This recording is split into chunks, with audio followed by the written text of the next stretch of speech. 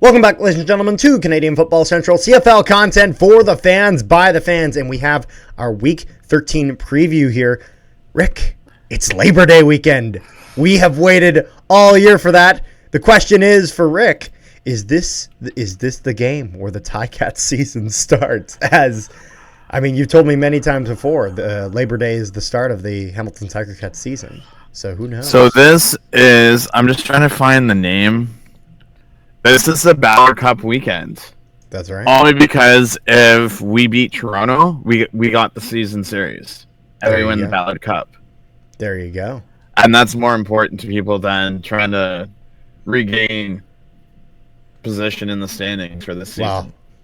It's one of those things where there's a lot of things you can look forward to that are within reach, and unfortunately playoffs is kind of not one of those unless we're in spoiler mode. You're in spoiler mode. That's right. I mean, spoiler mode. You almost were spoiler to us Bombers, and when Bombers really needed a win, and you guys got damn well close to playing spoiler there. But we got 4 interesting games coming up, 3 proper Labor Day games. However, we're actually going to start with the other game, Rick, which is the Ottawa Redblacks taking on the BC Lions in Victoria, BC. That is right. Touchdown Pacific. This is, I think this is a great thing that the CFL has been doing, trying to grow that game across Canada from coast to coast. They tried it over in Halifax a few times over on the East Coast. They're now going to be going and doing this in Victoria. Good option there. I think it would be really, really good for them to kind of keep spreading that around the country. I'm curious exactly where all they decide to go with that. But Rick, how you feeling about this game, Ottawa and BC? Considering that Nathan Rourke was named starter this week or today, and that Adams was going to be backup, I already know who I'm picking to win this game already. I'm not gonna lie, it's one of those things where it's crazy to think that Rourke starting almost seems like slightly a hindrance in the sense of that this is a quarterback who's capable of a ton. Seriously, this is a fantastic quarterback that just has had a very, very rough start back in the CFL. And maybe what he needs is little bit of Vernon Adams Jr. to kind of show him how to get back to his ways. I mean, wouldn't be surprised if Vernon Adams Jr. was the guy who kind of helped him a little bit in that run in 2022, even though VA was obviously the backup. This is an experienced CFL quarterback who at that point was kind of helping this new young guy that they had, this young star, Nathan Rourke. However, it's one of those things where on the other side of it, you know what's on the other side, Rick? Do you know Drew Brown? It's the Drew Brown train, ladies and gentlemen. The Drew Brown train is coming. He got 390 yards, 3 touchdowns, 1 interception, 10.5 on average, 28 for 37 last week. Drew Brown was on fire last week, and Drew Brown he's ready. He's ready to get it going. He's ready to continue. And it's one of those things where if I'm the BC Lions, I'm not going to lie, I'm worried about this Ottawa Redblacks team. Seriously, this Redblacks team has been fantastic this year. And I think they're really, really sliding under the radar and how well they are doing. They are 7-2-1. And all this talent that they've had for years and years and years is really finally starting to come together and become a real contender of a team that will make the playoffs most likely, and has the potential to really do something with it. It certainly looks very, very good for the Ottawa Redblacks compared to prior years where they just haven't been able to do as much. If I'm looking here, though, even last week you had one receiver over 100 yards with Hardy, and then Mardner just under that with 95. And so then with Braylon Assen, Jalen. So what's the injury situation here, actually? So before I get into that, let's bring out the big elephant in the room. Yeah. So BC hasn't won a game in 7 weeks. I was about to say, because they've went on what, like a 6-game losing skid? It's starting. So they've lost. So they in that 7 weeks. So their last win was July 13th against Saskatchewan. They won 35-20. And in the next 6 weeks, they've lost 5 times and have had a bye week. So 5 consecutive losses. You want to know what's crazy, Rick? What's that? I don't know if that stops. I'm not gonna lie, it's one of those things where the BC Lions right now look like tumbleweed in the wind. It looks like it's just gonna keep going and going and going and going and going. And if you're BC, good God, stop the bleeding.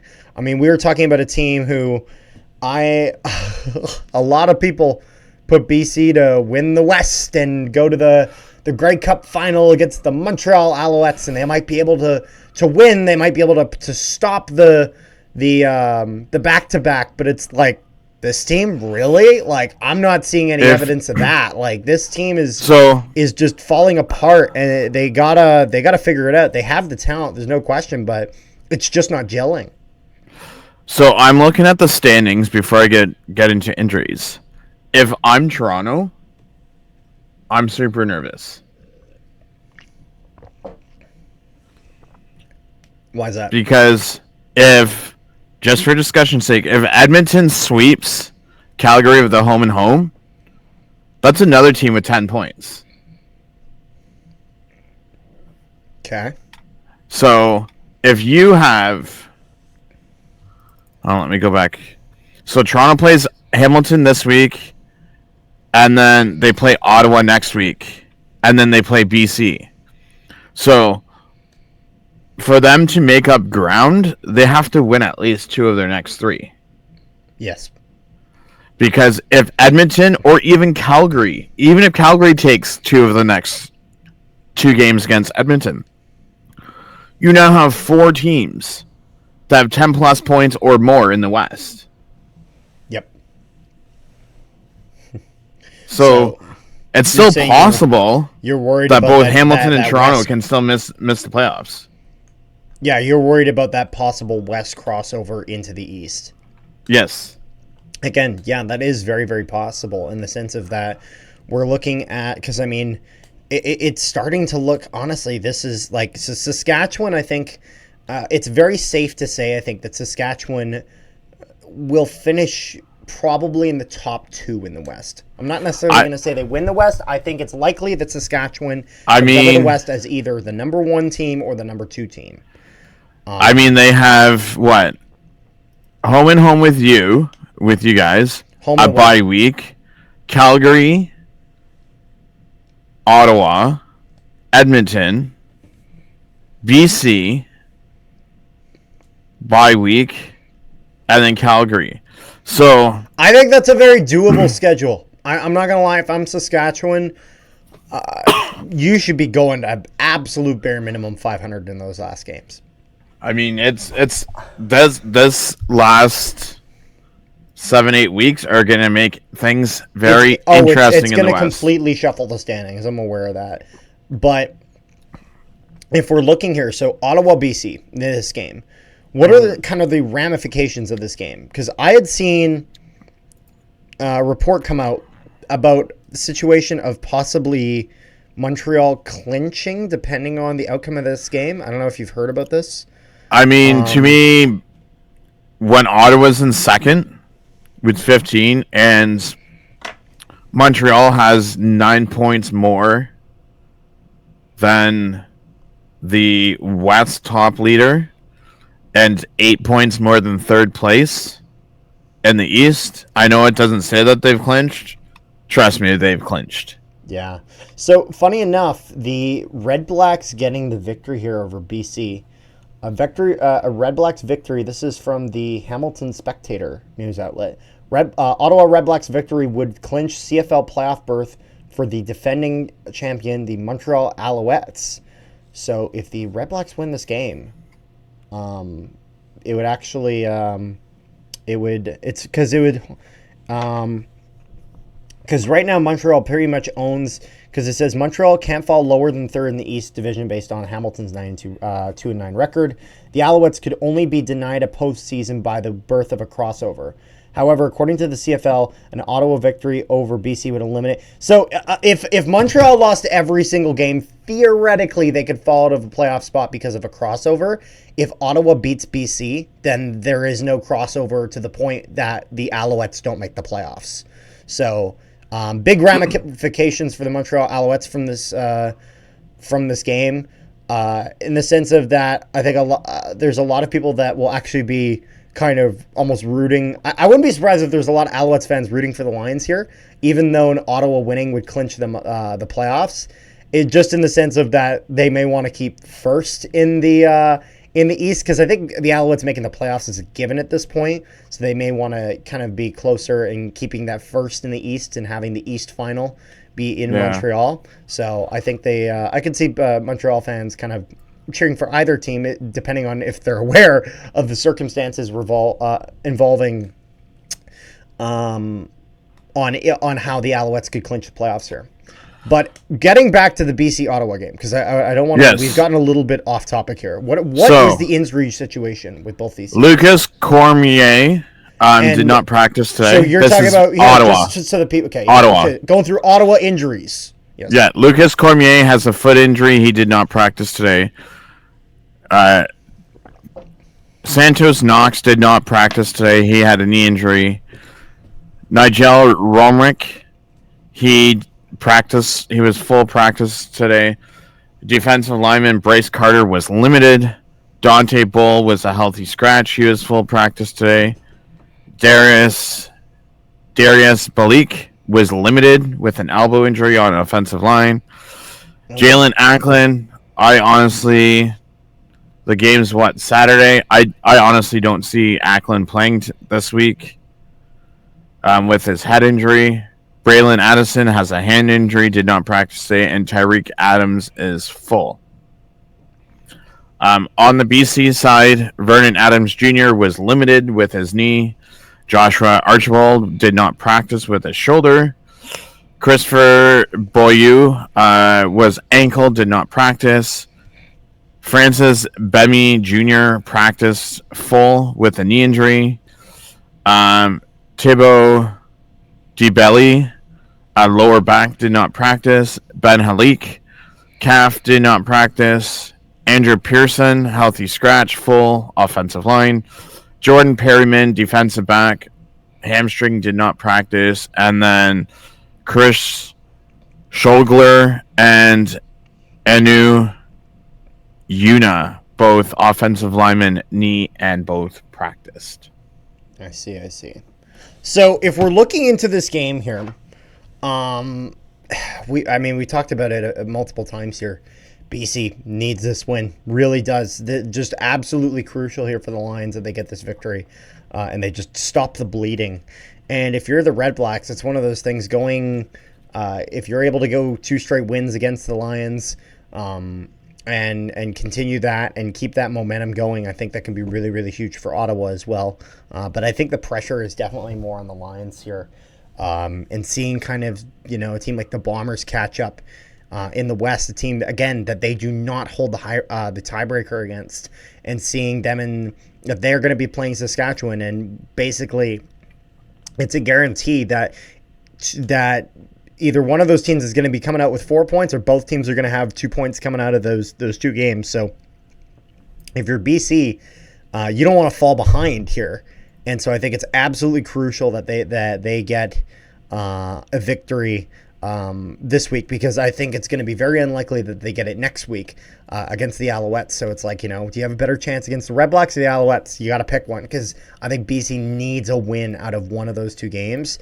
And so I think it'll be absolutely really, really important that they get a win here against the Redblacks. But overall, it's one of those things where it's funny, because Matthew Betts, we might possibly have a video. Who knows? Maybe if he signs in the CFL or something like that over in BC, maybe BC trying to get that 2022 band back together. Matthew Betts released from the Detroit Lions. BC may do something about it, but they have not. Unless they give him some ridiculous, stupid, low ass contract, I don't see him signing with BC, because I mean that money that you would have spent on bets, you spent on Rourke. It's one of those things where they may also do like a cheap deal for this year, basically being like, hey, we need a team-friendly deal this year. We're going to pay you all this, like a ton of money afterwards. And then it's one of those things where after this season is done, they decide whether they're sticking with Vernon Adams Jr. or with Nathan Rourke, and they cut one of those. In terms of like they get rid of the contract with one of those two. But the thing is, so here's the other thing, is if you go and sign him to some ridiculous deal, does he come back and have the impact, or does he come back and slowly? Well, I'm not gonna lie. Even if he's fully able to come back and have that big impact, I think Lions fans and CFL fans were gonna obviously be a bit skeptical after seeing the performance of Nathan Rourke, who comes back, and I don't even know, did he even throw 50%? I think he threw 32% in that game against Winnipeg. It was absolutely abysmal. Not what you expect out of an elite star young quarterback. So it is what it is. But overall, the Lions got to deal with what they have right now against the Redblacks. The Redblacks shown that they got a lot of firepower on their side of the field, a lot of weapons. And so, Rick, shall we make our predictions? I'm already going with Ottawa. I don't know. I'm going with Ottawa. Yeah, no, I'm not gonna lie. BC, when you lose 5 consecutive games, and one of those games gets shut out, and in our game go 3 straight quarters and no points, and you bring your star quarterback just for him to look worse than the guy you had before, who was running in contention for MOP. I don't see evidence that this Lions team has figured it out. Maybe they have, maybe they'll prove me wrong, but they certainly have yet to do that as of recent weeks. I mean, so I'm going with the Redblacks. Yeah. The Redblacks have been really good, really consistent. Like this is, I don't think people realize this Redblacks team. I'm going to say it right now, bold statement. This Redblacks team is good enough to win a Grey Cup. They are that good. They are very good. I'm not saying they win one. I'm saying it is possible. I just have a hard time with them getting past Montreal.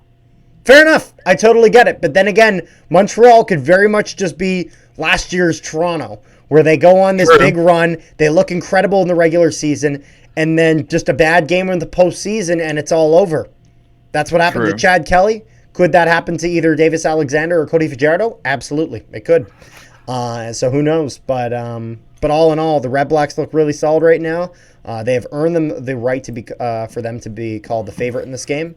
And I think the favorite's going to win here. I think it's going to be the Ottawa Redblacks. But that will lead into the game of the week I am excited for. And keep in mind that other game, that was the Saturday game. That's right. So we're not having any no Thursday or Friday game this week. We're going to have that on the Saturday, and on the Sunday, the Winnipeg Blue Bombers are invading Saskatchewan. Yes. It's the Labor Day Classic in Regina. I will be there. I will be driving the 6 hours. I will be stopping in Brandon at the Bomber store at the Tim Hortons. Thank you to Winnipeg Blue Bombers for setting that up. Awesome stuff. Bomber store at a Tim Hortons. Yeah, in Brandon. They set up a store in Brandon, Manitoba at the Tim Hortons. And it actually has a lot of people go to it on the way there. And so they set it up on the way there. Big props to the Bombers for doing that. And then also they will then set up the Bomber store at the Saskatchewan tailgate. So fun stuff there. And to be fair, the Bombers also let the Riders set up a store at the Winnipeg tailgate for the Banjo Bowl. But it's Labor Day weekend in Regina. I'll be there. I'm absolutely excited for this game. I know there's going to be a lot of disgusting green in that crowd. So, but Carter, the question is, have you heard about the Winnipeg News today? The Winnipeg News today, and are you referring to the offensive lineman, the so there's lots of Stanley Bryant? So that's not the news that I'm referring to. Okay. So Drew Wolotarski, I heard about that too. Has returned to the lineup. That's right. Stanley Bryant is back, baby. So Stanley Bryant looks like he's going to be good. So again, I think this kind of continues with what I thought it was in the sense of this is most likely heat stroke that he got last game. Gabe Wallace was seen on crutches, but he's able to put weight on both of his legs. But he's also been sent to the 6th game, and they've also activated defensive tackle Tanner Schmeckel. And they've also signed Lorenz Bowers from Western University as a linebacker. Oh, nice. Gone to the practice squad. Good stuff there. Adding some depth pieces in there. Glad that we're going to have Wolotarski back. Definitely a good piece to have there. Just another weapon in this receiving core. Again, a receiving core that's been ravaged by injuries a lot of the season. Winnipeg finally starting to get those pieces back, and they're putting it together. I mean, it's one of those things, even if we look at the Bombers' last game, Collaros throws 3 picks. Not a good performance. However, they were able to do enough to be able to get the victory, even if they didn't necessarily deserve it. And so it's one of those things, I don't think you're going to be able to have that same leeway with Saskatchewan. But I think in general, these Winnipeg-Saskatchewan games, obviously it wasn't a great game for Winnipeg. Their first game against Saskatchewan, but that was when Saskatchewan was doing a little bit better. They've kind of went on a little bit of a skid since then. And Winnipeg has definitely soared all the way up. Back into the playoff picture, as before it seemed like they were almost out of it. Seriously, it was not looking good, and now it's a possibility where if Winnipeg somehow finds a way to win both these games, we could be talking about a situation where Winnipeg could possibly win the West if they keep this going, as they would hold the tiebreakers against Saskatchewan, BC, and Calgary. And so this is going to be a huge game for the Bombers. The winner of this game will be first in the West at the end of this. And then afterwards, who knows? It'll all depend on then the result of the following week in the Banjo Bowl. But Labor Day, Winnipeg, Saskatchewan, always a crazy game. And I think if you're Saskatchewan, I think you're maybe a little bit careful in the sense of last year, Saskatchewan was able to get the win. They started that game with a onside kick. Squibble kick. So if you're Winnipeg, definitely want to be keeping an eye out for that onside kick to start the game that Saskatchewan successfully pulled off last year. Complete surprise in order for them to get a hot start to this game.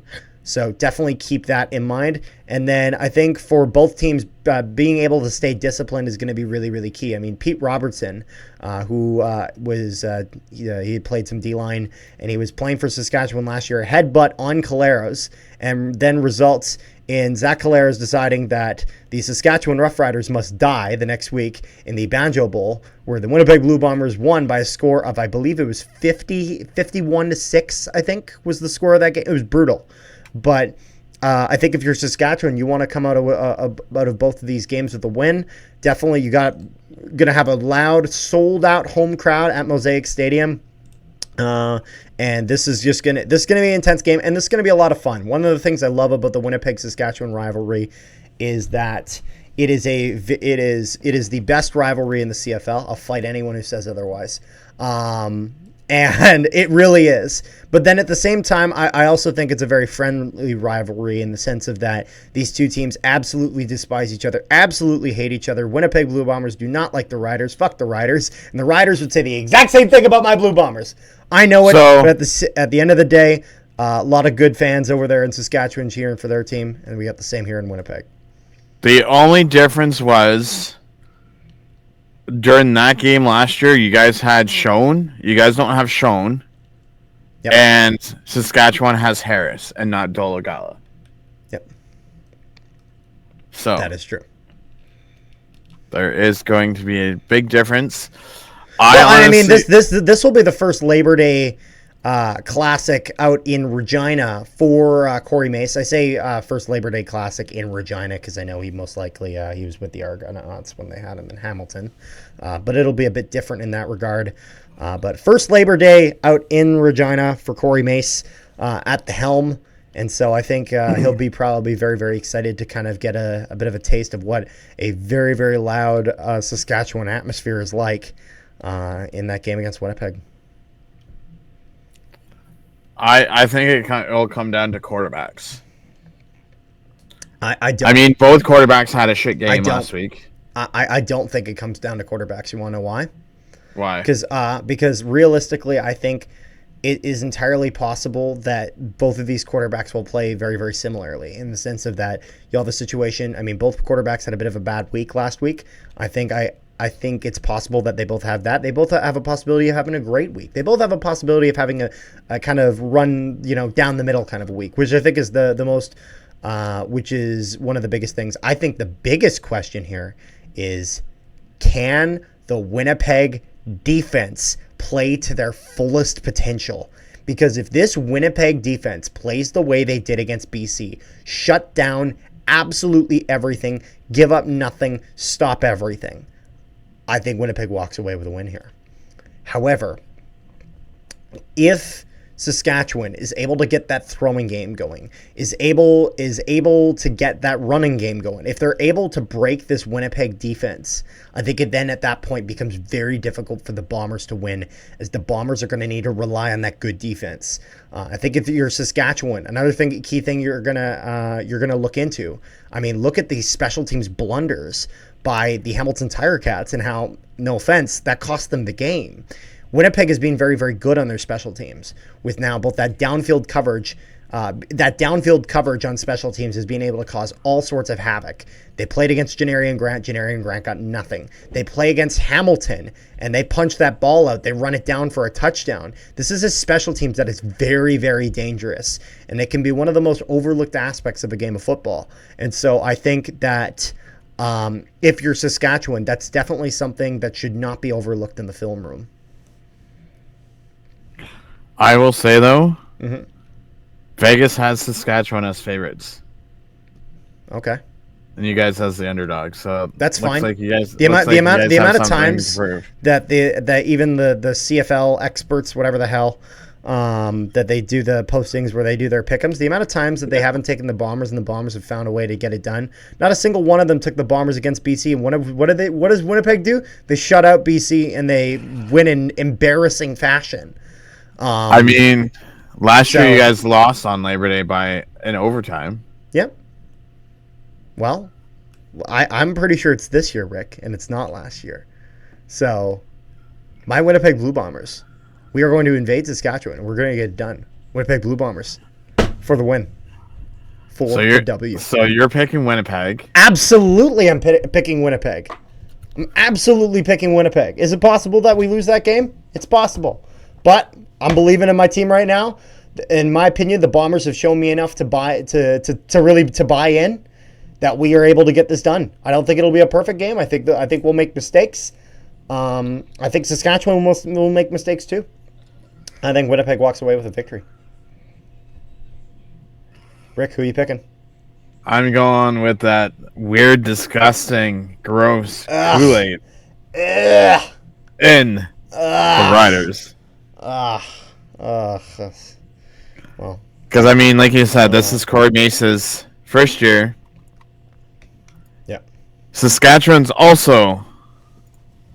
If I just want to 1, 2, 3, 4, 5. So they also haven't won in 6 weeks because you can't include that tie as a win.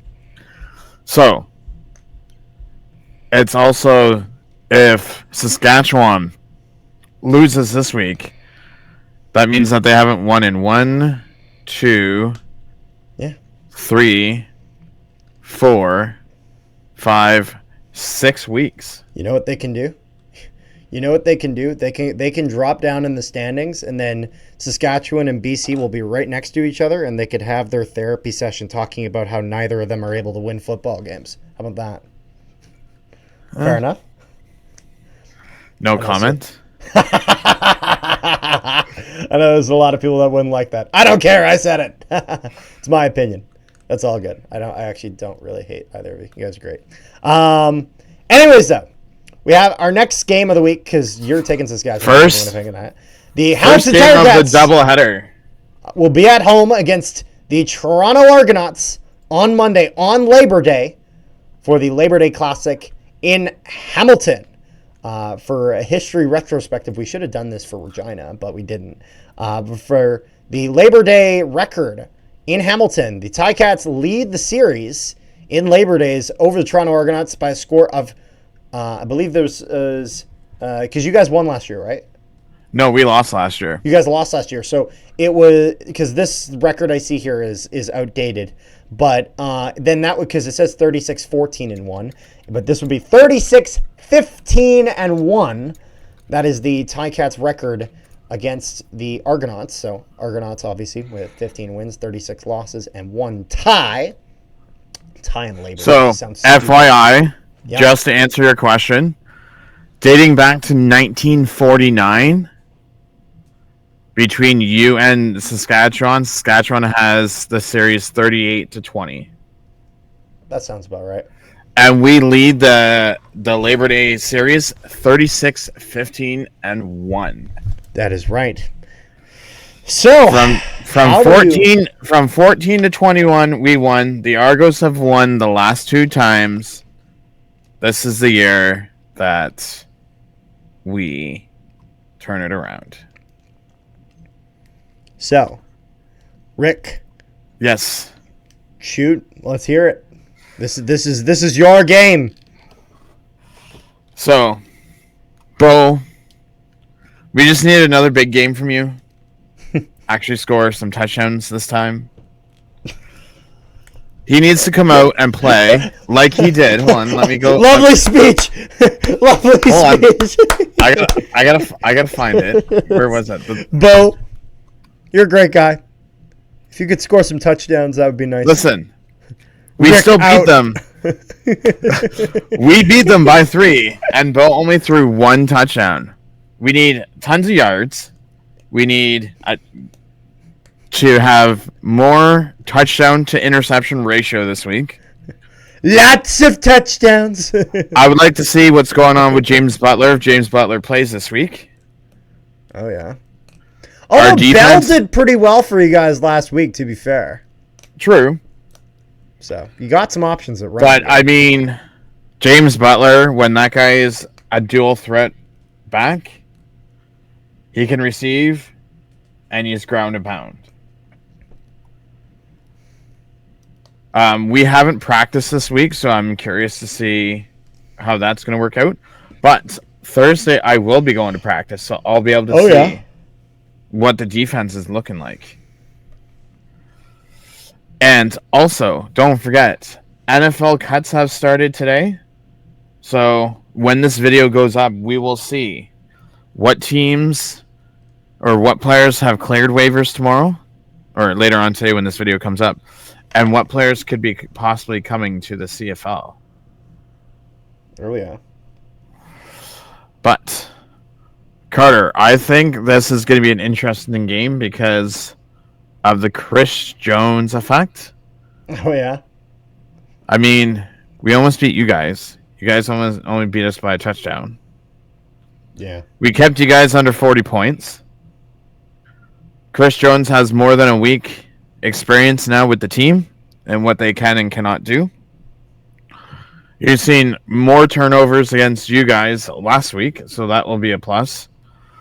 But for the bloody love of God, can we be disciplined this week? Because I'm tired of seeing penalty. If you get a penalty, but I'm not saying get like 12 penalties for like 100 and some odd stupid yards. If you get like 4 penalties, okay, I'm cool with that. Because, penalties are going to come and go. But please get your head out of your behind and smarten up. And we also, first game of the year against Chad Kelly. And looking at the numbers, Chad Kelly went 61.5% and threw an interception, but threw 322 yards. So it will be interesting to see how that does this week. Yeah. And as I had mentioned earlier, Ticats win. Ticats are bringing home the Ballard Cup against Toronto this year. Toronto won it last year. And for those of you that don't know what the Ballard Cup is, it is like your guys' Banjo Bowl, If you win the season series of the season. Okay, so that's a little bit different then. The Banjo Bowl is just a trophy for the game. It's not. Oh no, this is for the season series. Okay, yeah, no, the Banjo Bowl is specifically for winning the Banjo Bowl game. So that's a little bit of a difference. But the Ballard Cup season series between Toronto and Hamilton, I believe, right? It has. So, pretty much, for those that don't know, Harold Ballard actually owned both Toronto Maple Leafs and the Argos and the Ticats. Oh, we own the Ticats. Strange. Back in '78, he was majority owner in '72 for the Maple Leafs. So in '79, he donated a trophy naturally named after himself for the winner of the annual series. There you go. So, Rick. So, how you we shall this see. one? Do you really need to ask me that question? We need it on the record. Obviously, I'm going with my Ticats. Rick, you're not going to like me. You're going. That's okay. Everyone's entitled to their opinion. He's like Carter. Everyone's entitled to their opinion unless it's wrong. Just listen. Your last 2 weeks of going 4-0 and 3-1. Your winning streak has to end sometime. So you're planning on Hamilton ending that? Oh no, I'm planning on Winnipeg ending that, but Hamilton. You ass. Hamilton putting the stab in the coffin. The last nail in the coffin. No. Oh, there you go, nail in the coffin. No, the stab in the coffin. The guy's already dead. Well, this is stab in the coffin. The guy's dead. Well, you never know. People may fake their own deaths, so we got to make sure that he's actually dead. You'd think that they would have like popped up and tell you it was a prank before that point. Listen, if Undertaker can be put in a coffin and then he raises and pushes his arm up to the coffin, it was not nailed shut. No, but Kane did light it on fire once. Oh yeah, yes, because everyone knows pro wrestling is real. Believe it in the way you believe in Joe Hendry. Anyways. That's right. That's right. Don't wave your hands side to side. That's right. Say his name and he'll believe. I believe in the Ticats. Because he believes in the Ticats. It's funny. Rick, I don't know if you know this. I had a temporary title that I had already made up in my mind for my Bomber video, if the Ticats won that game. And the title was going to be "Say His Name and He Appears," and it was going to be Joe Hendry with Bo Levi Mitchell's face in the front, because you got to Bo Levi believe in Joe Hendry. See, get it? Yeah. Bo Dallas. All you need to do is believe. You just gotta believe. Oh, I'm sorry, pure wrestling nonsense. This is great. Anyways, though, I'm taking not the Ticats. You're taking the Ticats. I'm taking the Argos. Which leaves us with our last game of the week. And still a banger of a game coming up. This could go either way. This is the game that I have a hard time picking a winner for. Yeah, the Edmonton Elks versus the Calgary Stampeders. Edmonton in such a weird spot where they've been able to go on a bit of a good stretch here.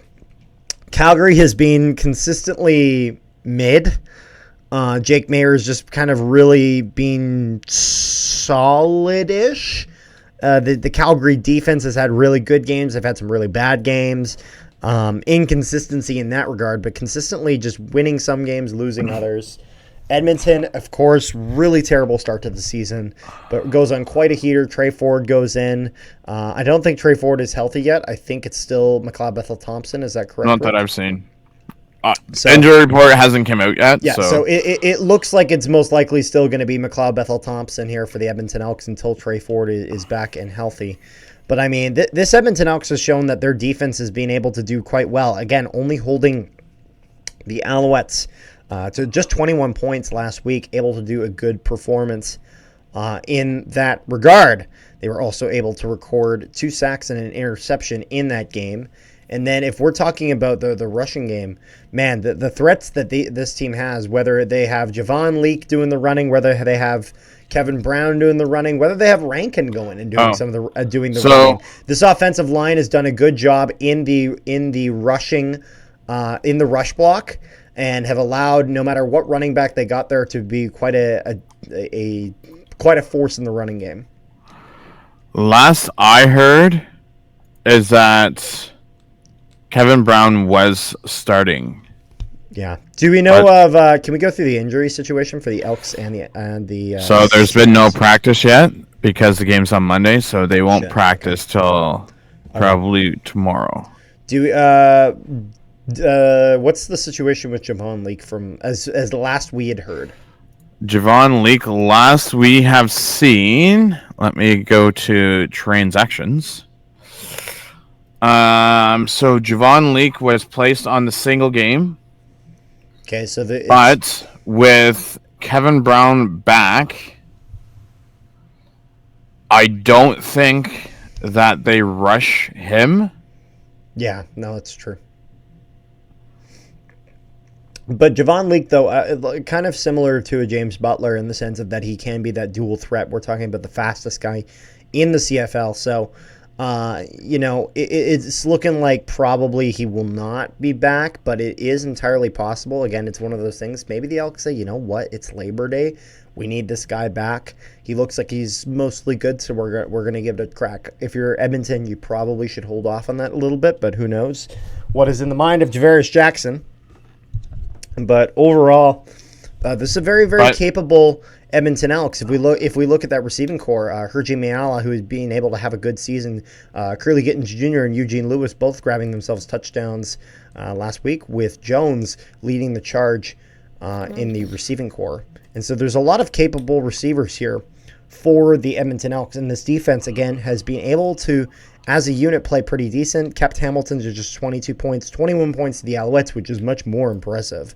The offensive firepower that Alouettes team had. I mean, this is, again, we have to keep in mind, this is the Alouettes after getting Austin Mack back. They were able to put up that much of a defensive effort. So good job for them in that regard. Now, on the flip side, the opposite side of the coin, the Calgary Stampeders, they had a bye week this past week. So this is going to be a freshly rested Stampeders team, which put up a decent amount of offense in their last game. It was a loss to the Ottawa Redblacks, where they put up 29 points. Good, strong first and fourth quarter, putting up the majority of that. They record a safety, or is it a safety, or is it 2 singles? It's 2 singles in the second quarter, as well as their third quarter. They got themselves. So in Calgary, field goal. In Calgary news, Dedrick Mills has been placed on the practice squad. Okay, so and since it's now after midnight when we're recording this, officially 4 days ago they signed Chandler Worthing. Okay. Yes. Good stuff. So he's, a great returner, so wouldn't be surprised. Yeah, although we can't forget about this receiving core that they do have here in Calgary, with some decent pieces there, as Jalen Philpott has been able to do a little bit here and there. Definitely still looking for that breakout game to kind of get maybe a little more compared to his brother over there with Tyson Philpott with the Montreal Alouettes. Reggie Bagleton, definitely kind of that homegrown piece in that receiving core, kind of that very, very, he's old reliable. That's what he is. And then Ishmael Hyman, he's been able to have a pretty strong season and kind of climb himself up in the kind of the hierarchy in the receiving core over there in Calgary. So definitely got some pieces there that could spell a little bit of an issue for the Elks. But Javarius Jackson, again, hoping to keep that defense tight and keep that ball out of the air, because Jake Mayer is going to be throwing it there. Because if we're looking at the Calgary Stampeders, I mean, we're talking about a team that consistently, Dickinson is throwing that ball upwards of 35 times a game. Sometimes up and even into the 40s. And so expect that ball to be in the air a lot. If Mills is ready for this game, that would be a very, very good thing for the Stampeders. That rushing game just has not been the same with him out. But overall, I think this will be a tight game. I don't know about you, Rick. What do you think? I'm saying Mayor this will be one of Mayor's 400 games, like 300 ish. Yeah, yards. like we're talking like between 350 and 400 yards, something like that. I would say between 250, 325 yards, and he's going to be throwing for like 45 passes. Yeah, I think so too. I think Calgary's going to try to be really bold here. Because I know there's a difference between Montreal and Calgary. But if Montreal throws last week for 34 passes and 336 yards, don't think that Jake Maier won't do that on Edmonton's defense too. That's true. That's one of the staples of this Calgary offense is Jake Maier throwing that ball a lot downfield, and just being relatively consistently kind of in the middle. And again, there's a lot of talent on both sides here. But overall, if I'm going to be making my pick, I think the Edmonton Elks got a lot of momentum. I think even though they lost that game against Montreal, there's so much good to come out of that game that could really spell disaster here for Calgary. And so my prediction is that the Edmonton Elks invading Calgary will come out with the victory. I think the Elks will beat the Stampeders. Here's the thing between the two quarterbacks. Jake Maier's played one less game. Yep. 241 for 334 for 72. Wait, Jake Maier's played one less game? Yeah. Then Calgary's only played 10 games. Edmonton. Oh, okay. I see. Because I was about to say, like, with Bethel Thompson hasn't started every game, but this is not even this is not game started. This is games played. No. So yeah. So he's 72.2 for 2,624 yards, 14 touchdowns, 7 interceptions. Whereas McLeod is 221 completions for 322 attempts, 68.6 percentage, 23.93 for yards, 14 touchdowns, and 8 interceptions. So they're almost pretty much the same. Yeah. Minus 200 yards. But as you were talking away, I had predicted Edmonton.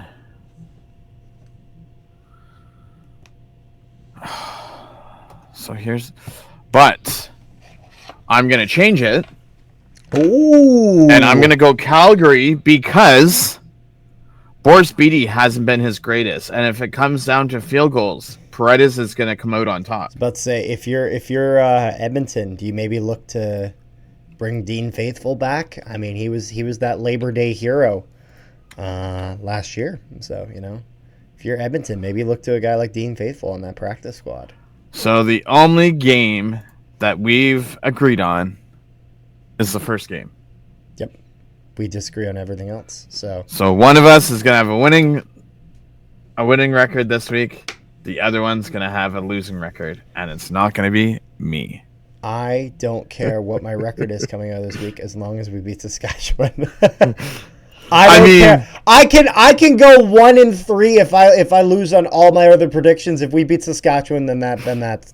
I could say the same thing. If we beat Toronto, I'm good for losing the rest of the season. We won the series because even though we still play one more game, so if Toronto wins this game, the deciding factor is September 20th.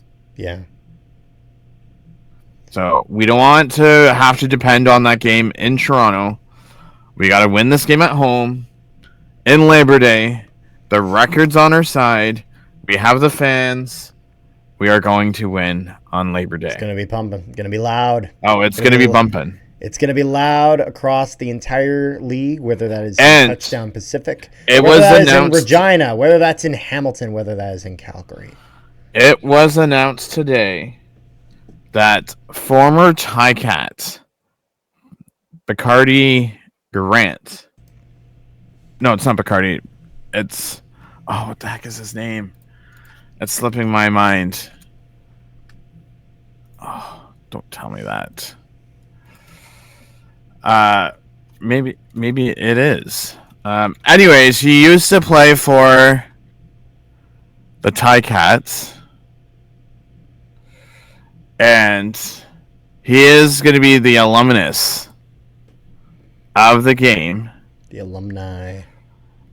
And we also have Dwayne Gretzky performing. Oh.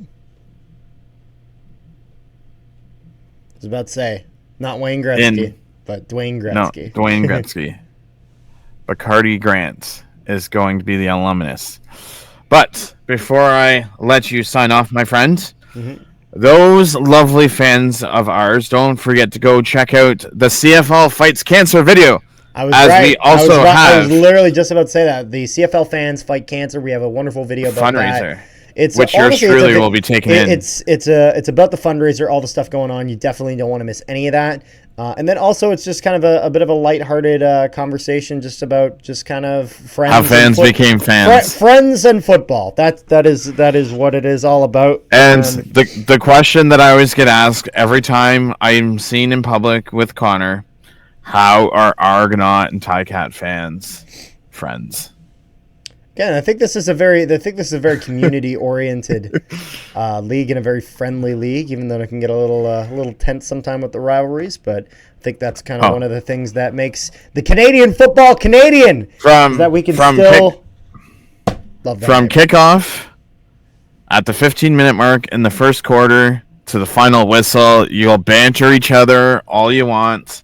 But when that final whistle ends, the bantering stops. That's right. So overall, make sure you guys do check that out. Lovely video of that.